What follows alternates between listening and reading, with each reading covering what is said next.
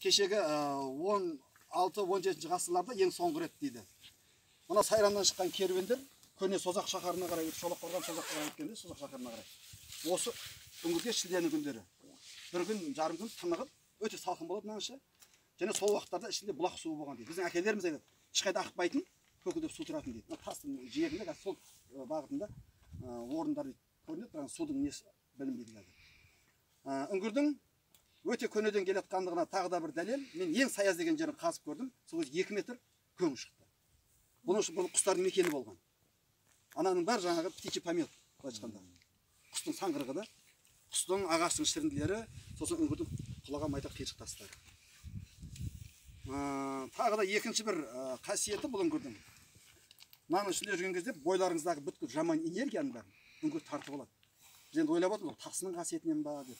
Ал Мүсәпір Тоқан жолда айтады, бұның ішінде мынау білесіздер ғой, жапондар шеңбер үйде жаңағы оң энергияның өте күшті жүретін. Соның арқасында деп отыр. Өйткені бұда ешқандай ауаның несі жоқ. Тек қана жаңағы оң иондар ғана да ауада. Сондықтан бұрын жапондар айтып кетті ғой, қазақтардың киіз үйінің өте пайдалылығын, оның жаңағы денсаулыққа мықтылығын, өйткені жаңағы киіз үй шеңберлі болған кезде оның ішіндегі ауаның бәрі оң ионға айналып кетеді. Оң ионға айналады. Содан жаңағы балалардың жаңағы жақсы денсаулықта мықты болып ата бабаларымыздың ешқандай жаңағы басқа бір нерв жүйе ауруларынан ауырмағандығы біздің соның арқасында болған дейді. Мынаның ішіндегі де жаңа адам бойындағы жаман энергиядан тазартатыны сол оң иондық ауаның тербелісінен деп оқысы дәлелдеп отыр. Жақында ғана Ердос біздің басшымыз біледі, сол кісіні аудан әкімдігіне шақырып, аудан әкімімен кездестірдік. Ол кісілер қазір үлкен проект жасап жатыр. Миллиардтаған сума болады жәке. Енді ол оқысының ояқталын дәлелдеп жоғары республикаға жаңағы жеңіп шығатын болса, бұл жерде жаңағы ем беру орын салмақшы. Кез келген жаңағыдай психикалық түрлі жаңағы нерв жүйесімен ауырған кісілердің бәрі больницаға жатып шыққаннан кейін мына жерге дейді, кемінде 10 күнге осының ауасымен тынығып демалатын болса, тез айығып кетеді. Сөйтіп жаңағы қонақжай, сол қымыран мен қымызбенен емдейтін сол үлкен проекттер жасап, құрылысын бәрін несін дайындап жатыр. Өйткені ауданда болып, осы мәселені аудан әкіміне айтып, ұсынысын жасап кетті. Ал енді түрлі ертегілер енді баяғы Айдаһар болған, бірдеңе болған деген неде жүр ғой енді ол интернетте. Кім біледі, ол атамыздың біраз ертегілері кетіп қалған, енді біз жоқ кезде. Біз кейін оның бәрін жаңағы газеттерге, телевидениеға Ердос бәрін осы біздің неміз бойынша айтып жариялап, мынау паспортта бәрі біздің айтуымызбен қойылды. Домалағана болған жерлерімізде домалағанда паспортын біз жаңағы өзім тарихи дәлелдермен қойдық. Өйткені домалағанан 13-14 ғасыр Қожадан шыққан деген Қожа Ахмет Яссауидің шөберелері екен деген оның бір жаңсақ пікір. Жазғанда оқыған шығарсыздар бар, иә? Өйткені Бәйдібек атаны 7-ші ғасырда өмір сүрген деп жүрміз. 609 жылы туылған дейді. Сонда 7-ші ғасырда күйеу туылып, 14-ші ғасырда әйел туылмайды ғой. Және Шыңғыс ханның баласы Жошы келген кезде Дулат тайпасынан әскерлер барып қосылған. Ол білесіздер 12-ші ғасыр. Сонда Бәйдібектің ұрпақтары 12-ші ғасырда қаяқтап жүр, егер ол 14-ші ғасырда туылатын болса. Бұның бәрі кешегі біздің тәуелсіздік алар кезде мына брошюра кітап жазуға бәрі құмар болып кетті ғой. Содан кейін бұрынғы тарих дәлелдерін бәрі жоғалып кеткен бізде. Сөйтіп тағын енді ренжімеңіздер, араларыңызда қожа руын адамдар болса. Қожалар мынау әулие не кісілердің бәрін жарап өздеріне қарай тартып отырғанда. Ел билеуде ол керек болғанда ол. Ана көне шежірені қарасаңыздар, біз де апарып арабтардың несін Ибрахим пайғамбардан таратып жібереді ғой. Ал біз шын мәнінде біз көне сақтармыз.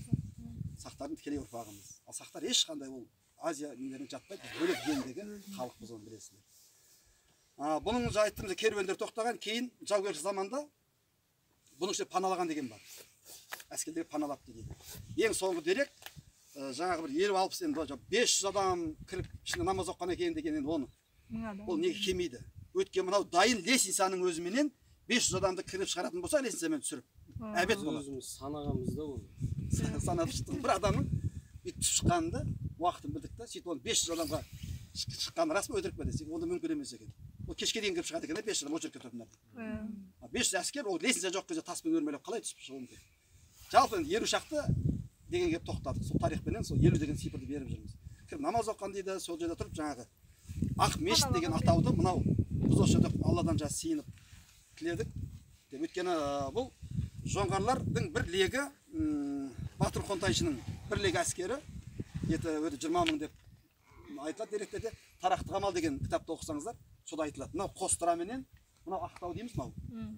Қарамарата көрген таудың. Осының төбесінде мына аңғарда Шыбықбел деген перевал бар. Жамбыл облысынан бері қарай келсеңіздер, жол бар. Қазір жол салып қойды Жамбыл облысына қарай, осы жақтан тіке да. Тіке бұрыннан түсесті. Осы аңғарменен Түркістанға тіке баспақшы болған ғой. Үйтпейін десе, нені таудың бәрі айналып кетейін деп тұр да. Жылдан барып жатыр Түркістанда 300-дің басы қосылмай тұрғанда Түркістанды бар басып алып жоспарлаған. Сол кезде осы жақтағы тайпаларға тапсырмалар берілген да, жаудың алдын бөгей тұрында. Қашанша 300-дің балаларына хабар беріп, ортақ хан сайлап жаудың алдына әскер жинаймыз дегенге дейін ұстап тұру керек, 2 айдың көлемінде ұстаңдар деген. Сол кезде осы жақта жүрген жасырмай ақ қоя бір қарақшы болған. Атын айтсам әруағы ренжіп қалар. Сол кісіні жалдаған ана жиналған әскерлер да жаудың тайпаларын. Сөйтіп жаңағы өте білімдар адам болған, ол кезде ұры-қарын бәрі не болмаған ғой, жаңағы рекет қой былайша айтқанда. Өте табиғат жер жағдайын бәрі мықты білетін болған. Сол кісі де жаңа соларды ертіп келіп, түйе аттарға осы Ақмешіттің үңгірінің ішіндегі құстың жаңа үйіліп жатқан саңғырықтарын бәрін салдырып қаппен. Сөйтіп жаңа аңғарға барып, тастың астына жаңа қазып, сөйтіп көмеді екен да, от қояды екен. Құстың саңғыры өте газды болады екен ғой жәке. Газы өте улы болады екен. Сөйтіп қопарып, тастап, сөйтіп аңғардың жолын жауып отырған дейді. Келетіндерін да. Олар тастың бәрін аршимыз деп, олар арба зеңбіректермен жүреді ғой жаңағылар жаңағы. Тамағы бар, тіршілігі бар. Соның бәрін өткізу үшін тастарды аршу керек болады. Оны аршып жатқан кезде төбеден тұрып садақпен атып жібермей отырған да 2 айға дейін. Міне осындай нелері бар. Алды Ақмешіт деген атауды сол жақ намаз оқып ішіне жаңа кірген 50 шақты әскерилер. Мынау дәл бір мешіт сияқты екен. Аузы кәдімгі қыблаға қараған. Құды бір мешіт және мына ішінде жаңағы керемет дұғамыз қабыл болды деп. Бұл ақ мешіт деп Ақмешіт соған аталып кеткен екен дейді. Оған дейін бұны Айдақар үңгір деп атаған екен дейді. Енді кім біледі енді ол действительно жаңағы динозавр болмаса да бір анаконда ма бірдеңелер мекендеген шығар жылан үлкен түрін. Қазақта анакондалардың дәу жандардың бәрі питондарды аждаһа дейді. Сонымен айтылып кетті ма деп ойлаймыз да. Өйткені бұл жерде жылан көп болады. Әсіресе май айында келсеңіздер, мына жағалауында әрме жыландар жатады. Күнге қызды. Ішінде де жыландар болады. Баяғы кімдер поляктар ма еді ереке келгенде Польшаның бір қыздары келіп қалды, біз телевизия интервью беріп жүрдік.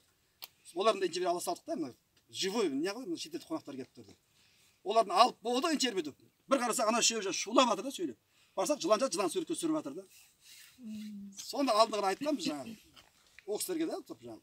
Біз не үшін қызық